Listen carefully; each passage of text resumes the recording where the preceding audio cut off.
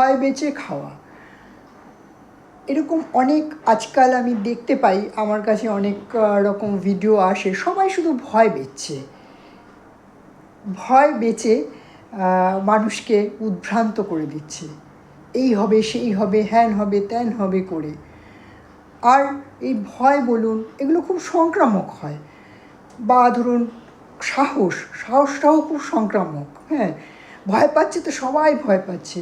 করোনার সময় আমি দেখেছি ইচ অ্যান্ড এভরিবডি ভয়, শুধু ভয়, মৃত্যুর ভয়, প্রিয়জন হারিয়ে যাওয়ার ভয়। হ্যাঁ, দেখুন কিছু কিছু ঘটনা ঘটে যখন আমরা ভয় পেতে বাধ্য হই, কিন্তু ভয়টাকে জয় করতে হবে। এবং এই বিভিন্ন রকম এখনকার যুগ যেহেতু হাইটেক যুগ, এই যুগে যে কোনো জিনিস বিক্রি করা খুব সহজ, ভয়টাও বিক্রি করা খুব সহজ। বিভিন্ন রকম ভয় দেখিয়ে লোকের থেকে লোক টাকা রোজগার করে, কখনো মানসিকভাবে বিপর্যস্ত করে দেয় ভয় দেখিয়ে, কখনো বিভিন্ন রকম আনডিউ অ্যাডভান্টেজ নেয় ভয় দেখিয়ে। তো ভয়ও কিন্তু সংক্রামক। একজনের সাথে একটা ঘটনা ঘটেছে, সেই ঘটনাটা দেখে আরও পাঁচজন ভাবলো, আরে আমার সাথেও যদি ঘটে এই ঘটনাটা, কেন ঘটবে আপনার সাথে? হ্যাঁ, সে কিছু পার্টিকুলার ঘটনা হয় যে ঘটনাটা হয়তো সেই ব্যক্তিটির সাথেই ঘটেছে। আপনি ম্যানিফেস্ট করছেন, যদি আপনার সাথেও হয় তো ম্যানিফেস্টেশনের তো প্রয়োজন নেই। ভয় কিন্তু সেই ঘটনাকে অনেক সময় আবার ডেকে আনে। আবার সাহস, অকারণ সাহস দেখানো, অনেকে আছে অকারণ সাহসী, কোনো দরকার নেই। হ্যাঁ, আমরা অনেক দিন আগে খবরে একটা দেখেছিলাম যে বাঘকে মালা পরাতে গেছে, আরে অকারণ সাহস দেখাতে গিয়ে প্রাণ ত্যাগ। বা সাপ, যেটা বিষধর সাপ, তাকে হাত দিয়ে ধরতে গিয়ে ছোবল খেয়ে মারা গেছে, এটা হচ্ছে অকারণ সাহস দেখানো। এবার সাহসেরও প্রয়োজন আছে, কীরকম পরিমিত প্রয়োজন। যেরকম কোনো বিষয়ে আমি দেখলাম চোখের সামনে যে আমাকে এটাকে প্রতিবাদ করতে হবে, প্রতিবাদ না করলে চলবে না, এটা অন্যায় হচ্ছে, সেই সাহসটা না দেখানো, যদি আমি না দেখাতে পারি, সেটা আবার কাপুরুষতা, সেটাও চলবে না। তো সাহস হোক, ভয়ই হোক, এইগুলোর কিন্তু একটা আমাদের জানতে হবে যে এদের একটা রেখা আছে, সীমারেখা আছে।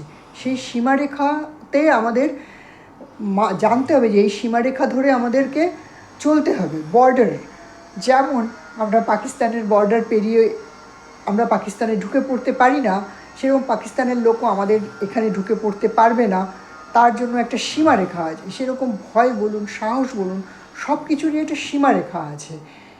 সীমারেখা অতিক্রম করলে, বেশি ভয় পেলেও যেরকম জীবন ঝালাপালা, সেরকম বেশি সাহসও দেখালে ঝালাপালা।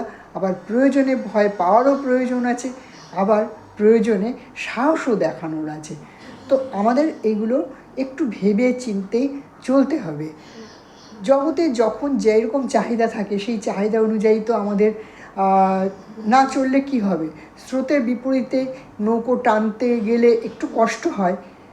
যেমন আমি যে কোনো স্রোতে নিজেকে গা ভাসাই না বলে আমার একটু অসুবিধে হয়। তো স্রোতে গা ভাসানো ওটাও খারাপ আমি বলবো না, স্রোতে গা ভাসাক, সেটা যদি অনুকূল স্রোত হয়। প্রতিকূল স্রোতেও প্রয়োজন হলে নৌকা বাইতে হবে, সবই প্রয়োজন যদি হয় তবে। অপ্রয়োজনীয় ভয়, অপ্রয়োজনীয় সাহস, এগুলো কখনোই সমাজকে, জীবনকে কখনোই সুস্থ কিছু দিতে পারে না, এটা আমি মনে করি। অন্য লোক অন্য কিছু মনে করতেই পারে, সেটা তাদের চয়েস। কিন্তু আমি যেহেতু একটা সামাজিক মেসেজ দেওয়ার জন্য প্রত্যেককেই, যারা আমার ভিডিও দেখে তাদের জন্য, যে প্রত্যেকেই যাতে একটা সুস্থ জীবন, একটা পজিটিভ থিঙ্কিং, একটা হেলদি লাইফ লিড করতে পারে, সেই জন্যই আমার প্রচেষ্টা, সেই জন্যই আমি কষ্ট করে এই ভিডিওগুলো বানাই। তো বন্ধুরা, পজিটিভ সাহস ভালো, নেগেটিভ সাহস ভালো না। পজিটিভ ভয় ভালো, নেগেটিভ ভয় ভালো না। তো আমরা এইরকম একটু পরিমিতি বোধের মধ্যেই থাকবো, তাতে আমাদেরই মঙ্গল। আর নিজের মঙ্গল তো নিজেকেই করতে হবে, তাই না? আজকে এখানেই শেষ করছি, আবার একটু অন্য ভিডিও নিয়ে আসবো। ভালো থাকবেন, ঈশ্বরের কৃপায় আপনাদের সকলের মঙ্গল হোক।